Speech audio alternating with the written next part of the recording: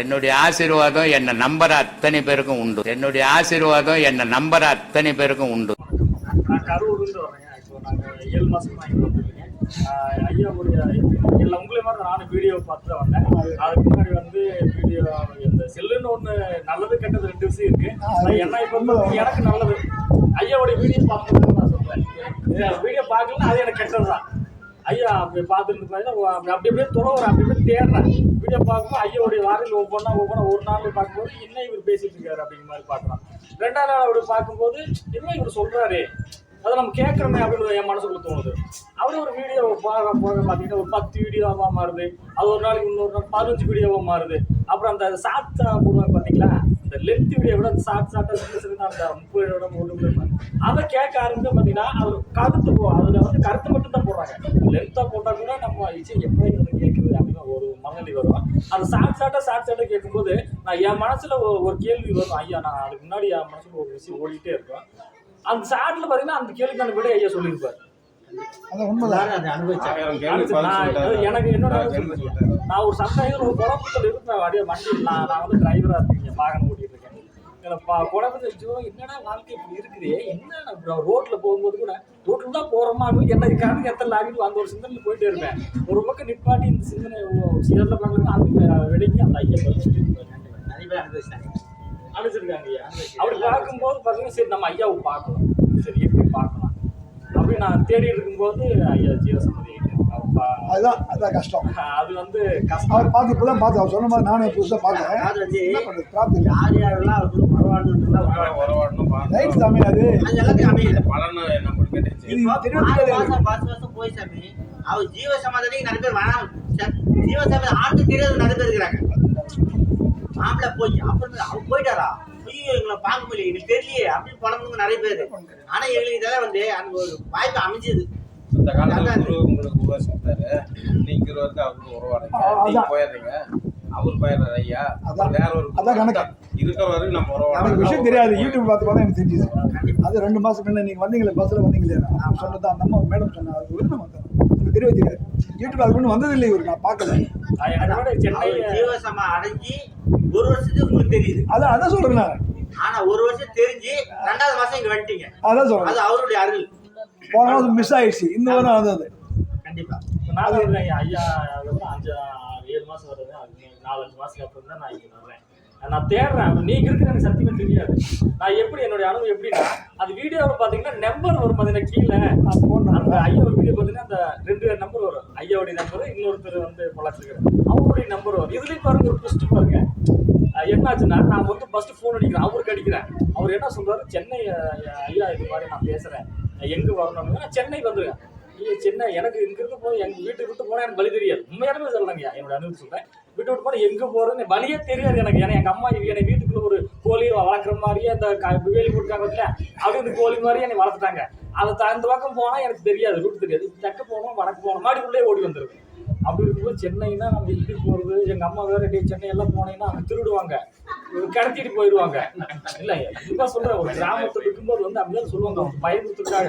ஏய் நீ சென்னை போனீங்கன்னா அந்த திருடுக்கு அதிகம், உனக்கெல்லாம் ஒன்றுமே தெரியாது, நீ எல்லாம் ஏன் மலை உன் மூஞ்சி பார்த்தாலே அவங்க பிடிச்சிட்டு வருவாட்டா. அத்தாடி மூஞ்சி பார்த்தாலே பிடிப்பாங்க, அப்படியே இருக்கிற அவங்க மூஞ்சி. சரி ரைட்டு ஓகேம்மா அப்படின்னு சொல்லிட்டு நான் அப்படியே இப்போ கேட்டுக்கிட்டே இருக்கேன். ஐயாவுடைய வார்த்தைகள் வீடியோக்கள் அப்படியே என் வாழ்க்கையில் தொடர்ந்து வந்துக்கிட்டே இருக்கு. நானே கூட பார்க்கக்கூடாதுன்னு கூட என்னையே அறியாமல் ஐயா இப்படி வீடியோ பார்க்கணும் அப்படின்னு பார்க்கும்போது கடைசியில் என்ன பண்ணுறேன்னா அந்த கீழே வந்து ஐயாவுடைய ஃபோன் வருது. ஒரு நாள் என்னையே அறியாமல் ஐயாவுக்கு ஃபோன் அடிக்கிறேன். ஐயா இது மாதிரி நான் பேசுகிறேன் ஐயா, நான் உங்களை பார்க்கணும் அப்படின்னு சொல்லும்போது ஐயாவுடைய வார்த்தைகள் இல்லை, அந்த வார்த்தையோட பண்பு பார்த்துட்டீங்க, பேசும்போது ஒரு பண்பு ஒன்று இருக்கும். அவ்வளவு சாதாரணம் என் வாழ்க்கையில் அப்படி ஒரு அமைதியான பேச்சையும் அப்படி ஒரு பார்த்துக்கிட்டே எனக்கு கேட்டதே கிடையாது. அந்த உங்க வாய்ஸில் ஒரு அன்பு இருக்குது பார்த்தீங்களா, அதுதான் நீங்க பார்த்துக்கிட்டாரு. ஒன்றுமே இல்லை, எல்லாம் ஐயாவுடைய நீ சொல்றீங்க, ஐயா சொல்றீங்க. அந்த ஒரு வார்த்தையில் அவ்வளோ ஒரு மென்மை. சே நம்ம இவரை போய் பார்க்கணுமே அப்படின்னு சொல்லி நான் கரூர் பஸ் ஏறி இப்போ தருமபுரிக்கு நான் வந்ததில்லை. சேலம் கூட நான் வந்ததில்லை. 33 வயசு ஆகுது எனக்கு. எங்கேயுமே நான் போனது கிடையாது. அப்படியே வேற கரூர் கிருஷ்ணன் பக்கத்தில் வண்டி ஓட்டுவேன். இதோ என் வாழ்க்கை ஆடு மேய்க்கிறது. எங்கள் அம்மா போன காலையில் வந்து ஆடு மேய்ச்சதான் நீ வாழ முடியும். அப்படியே என் மைண்டில் வைக்கிறாங்க, ஆடு மேய்க்கணும், நீ சம்பாதிக்கணும், பணம் இருந்தால் தான் 4 பேர் நான் மதிப்பேன். பக்கத்து வீட்டுக்காரர் பாரு, நீ இன்னும் கார் வாங்கலாம், அவன் கார் வாங்கிக்க சொன்னீங்க, கார் வாங்கிக்கலாம், கார் வாங்கிக்க. அடுத்து வந்து கம்பேர் பண்ணிக்காம நம்ம நீ இன்னும் கார் வாங்க, நீ டிரைவருக்கு நீயே கார் வாங்கல, அவன் கார் வாங்க நான் வாங்கினா என்ன நான் ஏன் தப்பாம்மா சரி அவங்க அப்பா பணக்கார நீ ஏன் கொடுக்கலங்கிற அப்போ நீ சம்பாரிச்சு வாங்க நான் எப்படி சம்பாரிச்சேன் நீ ஏன் சம்பாதிக்கீங்களா அது ஏதோ நான் பெத்த மட்டும் எனக்கு கஷ்டம் எங்கள் அப்பா வந்து நான் அப்பாவை பார்த்ததே இல்லைங்க நான் வந்து எங்கள் அப்பாவை நான் பார்த்ததே கிடையாது அது என்னுடைய கருமுறையோ என்னமோ எனக்கு தெரியாது எங்கள் அப்பாவை நான் பார்த்ததே இல்லை நான் 3 வயசாக இருக்கும்போது எங்கள் அப்பா இறந்துட்டாரு இறக்கும்போது எனக்கு என்ன தெரியும் அது சொல்லுவாங்க டே நீ சின்ன பொண்ணு நீ கை இப்படி நீட்டுவாங்க எங்கள் இதில் ஒரு முறை இருக்கு வர்றவங்க வந்து இப்படி நீட்டுவாங்க நான் இப்படி நீட்டும் போது பக்கத்தில் ஐயம்மாவோட ஒருத்தர் காட்டிட்டு இது இப்படி நீட்டுவோம் நான் அப்போ பார்த்துட்டு ஸோ இப்படி இருக்காங்களே எப்படி நடிச்சு இப்போ எப்படி இப்போ ஒருத்தவங்க சப்போர்ட் இல்லாமல் ஒரு பெண் அப்படிங்கிறவங்க வந்து ஒரு ஆண் இல்லாமல் வந்து வாழ்றது கஷ்டம் ரொம்ப ரொம்ப கஷ்டம் ஊரில் என்ன பேசுவாங்க ஒரு எங்கள் அம்மாவுக்கு வந்து பார்த்தீங்கன்னா இளம் வயது முதுமையான வயதுனா கூட ஓகே ஒரு இளம் ஒரு எங்கள் சம்பாதிக்கு வந்து 12 வயசு வந்து கல்யாணம் பண்ணிடுவாங்க அப்படிங்கும்போது அவங்களுடைய தாயோட படி எப்படி இருக்குன்னு யோசிச்சு பாருங்க எங்கள் அப்பா கல்யாணம் பண்ணும்போது 80 வயசு எங்கள் அப்பா கல்யாணம் பண்ணும்போது 80 வயசுங்கய்யா 82 வருஷம் எங்கள் அம்மா குழந்தை இல்லை எங்கள் அப்பா சாங்க கிடக்குறாரு நான் எல்லாமே ஓப்பனாக பேசுகிறேன் அது தப்பாக இருக்குன்னு வச்சுக்க சொல்ல போனா எல்லாமே காரணம் அதுதான் சொல்றேங்க ஏன்னா நம்ம ஏற்கனவே செஞ்சு எங்க ஐயா எல்லாத்துக்கும் கேக்குது எல்லாம் புரியுது எங்க அப்பா வந்து படுத்துட்டாரு பக்கத்துல என்ன பேசுவாங்க இந்த குடும்பம் தலையாது இன்னும் எங்க போய் தலையை போகுது இந்த குடும்பம் தலையாது அப்படின்னு எல்லா பெண்களுக்கும் எங்க அம்மா ஒரு ஆதங்கம் இருந்திருக்கும் சரி நம்ம இப்படி ஒரு கடவுளுக்கு இது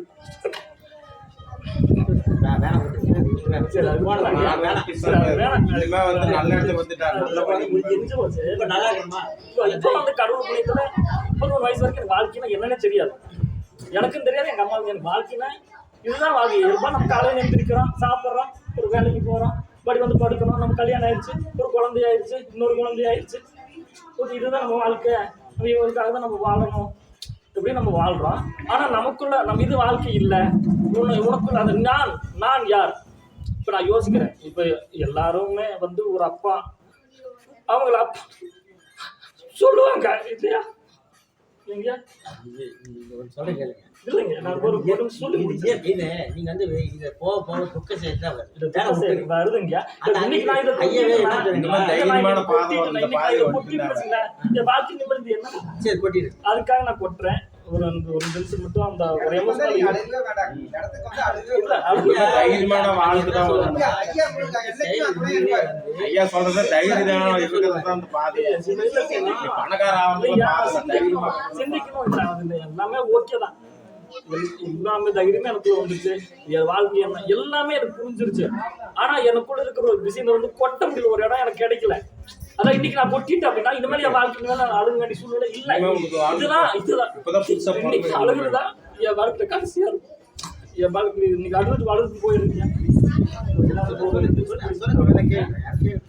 அப்படி இருக்கிற தருவாயில் வந்து எங்க அம்மா ஒரு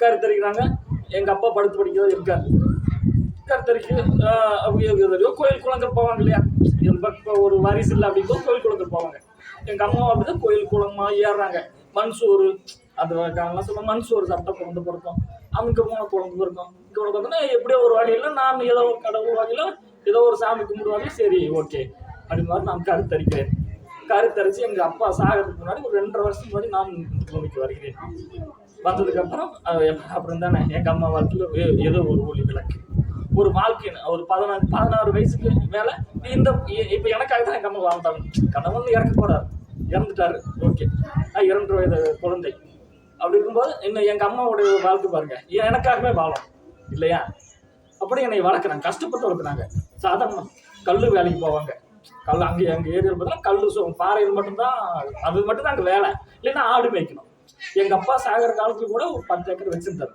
அது 10 ஏக்கரா இருக்கும்போது இப்போ நானும் வாழ்றேன் என் குடும்பம் குழந்தை எல்லாமே வாழுது அது இல்லை அப்படின்னா அது ஒன்றுமே இல்லை அப்படி வாழ்ந்துட்டு சமயத்தில் ஒவ்வொருத்தங்க ஒவ்வொரு பேர் இப்போ நீங்கள் தெரியும் ஒரு பக்கத்து இருக்காரு எவனா ஒரு ஆண் துணை இல்லைன்னா நல்லது சொல்ல மாட்டான் அப்போ எங்கள் அம்மா நல்லது யாரும் சொல்லலை நான் இப்போ அப்படியே எங்கள் அம்மா காலத்து எப்படியோ வளர்ந்து இப்போ நான் இங்கே வந்து இங்கே உட்காந்துருக்கேன் அது கடவுளுடைய ஆசீர்வாதம்னு நினைச்சிருக்கேன் இது ஏன் இப்படி எனக்கு என் வாழ்க்கையில் மாறுச்சுன்னா ஐயா வீடியோ பார்த்து மாறிச்சு எல்லாமே ஐயா வீடியோ பார்த்து நானும் என்னையே சேர்த்திக்கிறேன். நான் பார்த்தது எனக்கு பார்த்து துக்கத்தை ஐயாவோட வீடியோ பார்த்தா நானும் வந்தேன். எல்லாரும் வந்த கூட யூடியூப்ல பார்த்து வந்தோம்.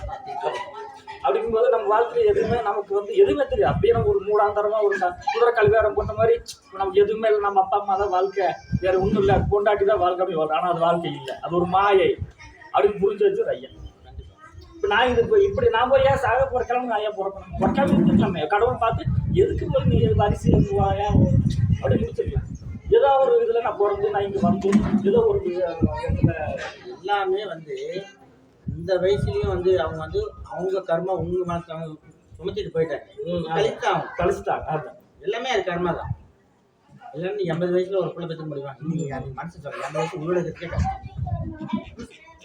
அந்த காலத்துல 80 வயசுல குழந்தை பெற்றுனாலும் அது எவ்வளவு நல்லா இருந்திருப்பாங்க.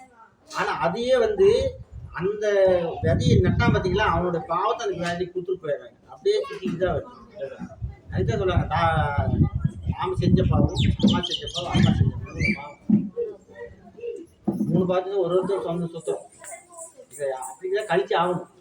இதை நாம் பாட்டு செய்ய வேண்டிய செயல் செஞ்சால் தானே கழிச்சு. நம்ம புதுசாக ஒரு செயலை செஞ்சு தான் பாவத்தை சேர்த்திக்கிறோம். அந்த செயலால் தான் முடியும். அதனால தான் செய்கிற செயல் நல்லதாக செய்யணும்னு சொல்லிட்டு காட்டுறேன். பாவம் எப்படி செய்ய நம்ம செய்கிற செயல் நல்லது நினச்சோம் கெட்ட மாதிரி. அதுதான் சொன்னாங்க, அழுவை அதாவது சிரிக்க வைக்கல, அழு வைக்காத போயிட்டு நல்லது. அழு வச்சுனா முடிஞ்சு போச்சு. அதனால் முடிஞ்ச வரைக்கும் எல்லாம் நம்மளால் முடிஞ்ச வரைக்கும் அதுங்களை சந்தோஷப்படுத்துவோம், சொல்லுவோம். அவ்வளோதான். இப்போ ஓகே, இப்போ நமக்கு வாழ்க்கைன்னா என்ன ஓரளவுக்கு எல்லாமே இப்போ தெரிஞ்சிருச்சு. ஆனால் இப்போ சில பேர் பார்த்தீங்கன்னா கோயில் பக்கத்தில் இருந்தால் அவனுக்கு அந்த ஞானம் வர மாட்டேங்குது. அந்த லிங்க் குரூப் இருந்தால் கோயிலே இப்போ 24 பார்த்தீங்களா, அந்த பிள்ளையார் கோயில் கடியில் பிள்ளையார கட்டிப்பிடிச்ச மாதிரியே படுத்திருக்காங்க. பார்த்தீங்கன்னா நைட்டு பார்க்கல, அவனுக்கு அந்த சிந்தனையே இல்லை. அது நம்ம அப்படின்னா நம்ம இருக்கவங்களுக்கு எல்லாருமே ஏதோ ஒரு வகையில நம்ம ஒரு புண்ணியம் செய்திருக்கோம். போன பிரிவிலையோ ஏதோ ஒரு பிள்ளையை நம்ம நல்லா செஞ்சு ஒரு கடுகளவு செஞ்சிருக்கோம். பெருசா செஞ்சிருந்தா நம்ம மேலே போயிருப்போம். கடுகளவு மட்டும்தான், பெருசா நம்ம செய்யல. ஒரு கடுகளவு செய்த புண்ணியம் மட்டும்தான் நம்ம இங்க உட்கார்ந்து ஐயாவுடைய பாடையும் அவங்களை பார்க்கறதும் நம்ம பேசுறது வாய்ப்பு. இந்த கடுக அளவா என்பதை நம்ம பெரிதாக்கி கொள்ள வேண்டும். அவ்வளவுதான் உண்மைதான். இதுதான் வாழ்க்கை தான். எனக்கு என்னுடைய அறிவுக்கு நான் ஆராய்ச்சி பண்ணி சொல்றேன். ஒரு சின்ன விதை ஆலமரத்துக்கு ஒரு சின்ன விதை ஒரு ஆலமரமாக மாறுகிறது. அதுபோல் நம்ம கொடுக்கல ஒரு சின்ன விதை அதை நம்ம ஆலமரமாக மாற்றுகிற மரத்திலேயே சின்ன விதை ஆரம்பம். ஆனா மரம் எல்லாத்தோட பெருசு. அந்த மாதிரி பெரிய வெளிச்சத்துக்கு சின்ன விதை, அது உங்களுக்கு சின்ன இருக்கிறது பெருசு ஆக்கி பெருசா நம்ம ஆக்கிக்கணும். அப்படி ஆக்க விட்டா நம்மளே முட்டாள் யாருமே இல்லை.